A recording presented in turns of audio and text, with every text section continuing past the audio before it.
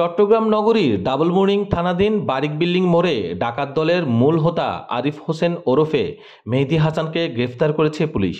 আজ ভোরে পরিচালিত অভিযানে তার কাছ থেকে একটি বিদেশি পিস্তল, একটি ম্যাগাজিন এবং 50 রাউন্ড তাজা কার্তুজ উদ্ধার করা হয়।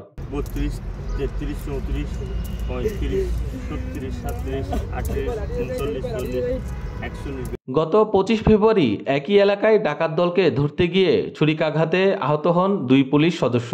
এই ঘটনার পরিপ্রেক্ষিতে ডাবল মুরিং থানা পুলিশ তদন্ত শুরু করে এবং আজকের অভিযানে মূল হোতাকে গ্রেফতার করে।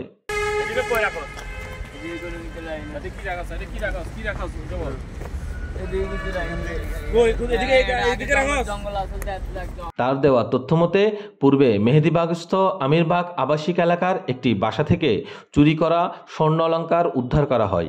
এছাড়া তার সহযোগীদের কাছ থেকে দেশীয় তৈরি অস্ত্র, ছুরি, তালা কাটার যন্ত্র এবং অন্যান্য সরঞ্জাম উদ্ধার করা হয়।